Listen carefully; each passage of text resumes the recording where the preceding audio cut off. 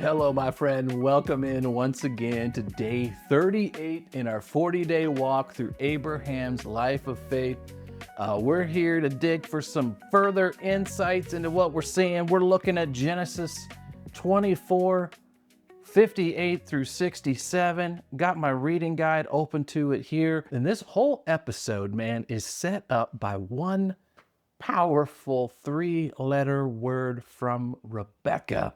And that's what I'm loving today right here. It was my green highlight. You willing to go with this, man? They ask her.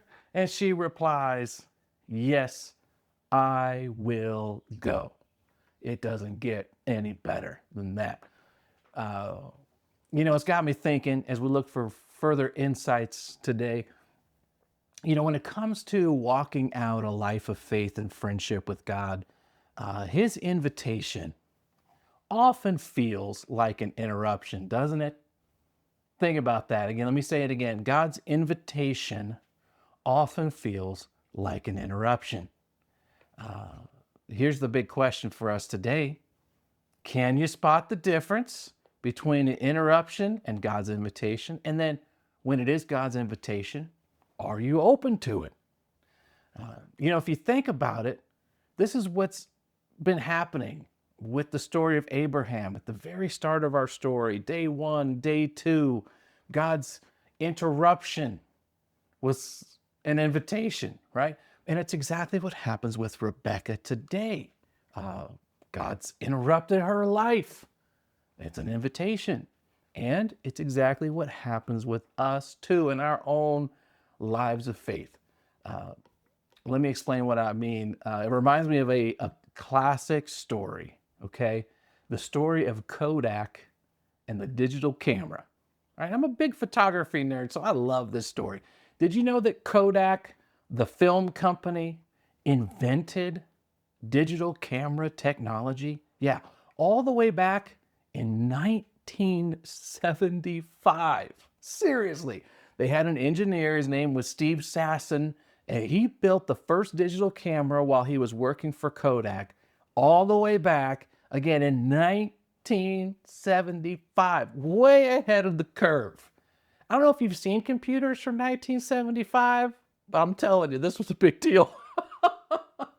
So how did Kodak respond? Well, the Kodak execs buried the idea, absolutely buried it. Why?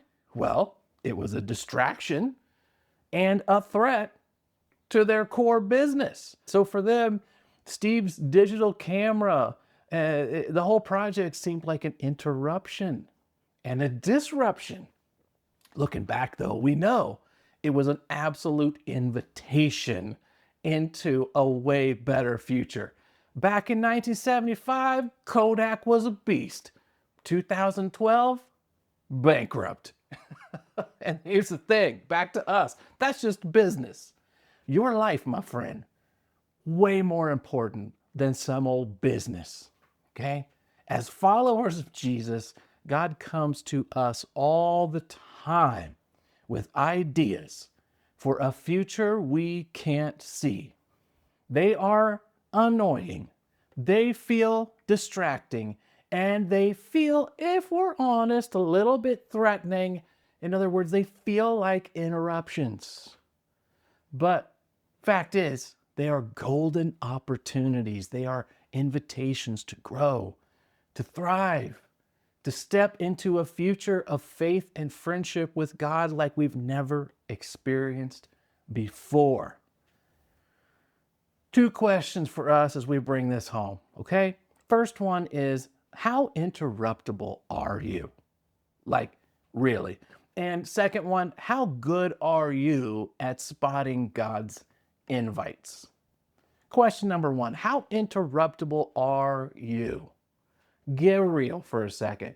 How stuck on your own way of thinking, your own routine, your own game plan have you become? I got to tell you, man, as a pastor, I see this a lot. Most of us, I'm going to go out on a limb here. Most of us, the people of faith that are, circulate in kind of Christian circles, are very uninterruptible. And in fact, we're using our faith to pour our lives into concrete and make it stand and make it stay and make it steady. And I get that. On one hand, our faith is firm, but our faith is not meant to be poured into concrete and locked into place. It's meant to take us on the move. It's not meant to lock us into place. It's meant to help propel us into a future, to help us grow, to help us change. All right? So if you're not interruptible, you're stuck. And the posture of your life isn't exactly what God hopes it would be, you know? When God comes to you, okay, to your Kodak, let's say, okay? God comes to your Kodak with his digital camera.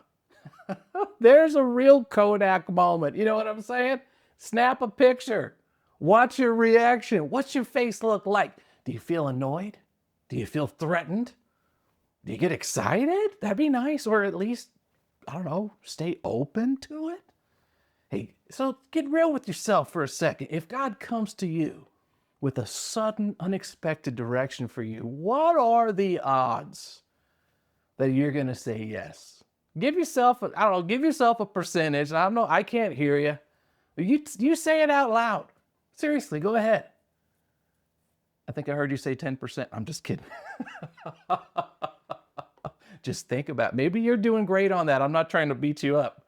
But odds are, speaking of odds, you're not. Because odds are I'm not either. I'm trying to look for stability, and God wants to fire up change. He's bringing the digital camera to us and saying, hey, look at this. It's the future. So here's the second question. That was the first one. How open are you to God interrupting you? The second one, how good are you at spotting God's invites? Okay? As I'm thinking through the life of Abraham, we've been on this adventure, day 38. We've traveled a few miles. And I love it because now we're starting to get some perspective that we can use to then look at our own lives too, right? Here's what I see. Can I toss this out here? I'm just going to toss it to you. When we think about spotting God's invitations, I think I can toss 5 really quick marks of God's invite. How to spot it. Super simple, I promise. Here you go. Ready? Number 1, God starts it. And he often starts it through other people, but not always. In the case of Abraham, well, he just started it. Abraham, pack your bags, son, we're leaving Ur, if you're up for it, right? In the case of Rebekah, it's Abraham, who then sent his emissary, who then traveled to her village, who prayed to God and God moved her. So it's through other people, right? But when it's God's invitation, he starts it. It's not my idea that I try to get him in on. He starts it. Second thing, it's a surprise. This is almost always the case. It's not the next logical step in your personal and financial growth. It's a surprise. It's often from your weaknesses and not your strengths. God's not going to tap into the things you think you're really good at often. Sometimes, but not often. Oftentimes it's your weaknesses, the things you're not good at, the things you feel insecure about, the parts of your story that you feel you'd rather hide. It's because his strength is made perfect in weakness, or his power works best in weakness, like he told our friend Paul back in 2 Corinthians 11. Remember all that? Okay, so that's the second one. So when God invites you, he starts it. It's a surprise. All right. 3, it's a risk. Every time, it's a risk. It's a risk. 4, it helps others. So it's not self-focused or self-enriching. All right. I see, here's just another thing you see a ton. People going, I got this idea. I'm going to start a business. God's leading me to do it. But it's when you go, okay, what's it about? Well, I'm going to make stacks on stacks. and then I'm going to give God 10%. I literally, as a pastor, I hear this all the time where you get somebody to be like, hey, I've come with an offering. Hey, what's the backstory on this? Well, I told God that if he did this for me, I'd give him the 10% or whatever. The generosity, nice thought. But if it's 10% helping others and 90% enriching yourself, something to think about. I don't know, you may be close, but you're not there yet. And then the fifth one, it always fits God's story. All right, so real quick, number one, when we're talking about how to spot an invitation from God versus our own concepts. First, God starts it. Second, it's a surprise. 3, it's a risk.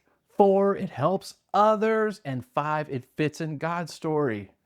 That's the pattern for Abraham, right? Abraham doesn't call God. It's the other way around.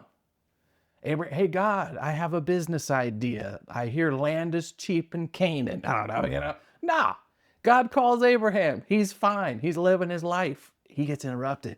Guess what? God calls Abraham. Abraham responds. Amazing. Same for Rebekah today, right? I mean, one day Rebekah is living comfortably surrounded by her family. Next day, she's on a camel bound for Canaan. I love it, man. I love it. Which brings me to our big idea for today, which is exactly that. Look at this, right? Rebekah, man, when God interrupts her life with his plan, she's ready and willing to respond with a yes. It's that simple. That's simple. See, a life of faith remains flexible and open to God's interruptions. They aren't intrusions, they're invitations. Invitations into growth and adventure. With God's interruptions, are they a surprise? Is it a risk? You bet. But let me tell you this as we tie a ribbon on today. We tell Rebekah's story to this day because she said yes to God's interruption. I can't help but wonder how many amazing stories of faith start out but then get cut short because somebody wouldn't simply saddle up and say yes. Hey, you and me, let's not let that happen to us. Let's hop on those camels and ride. We hop on the camel, I'll take a picture, man. How about that for a Kodak moment?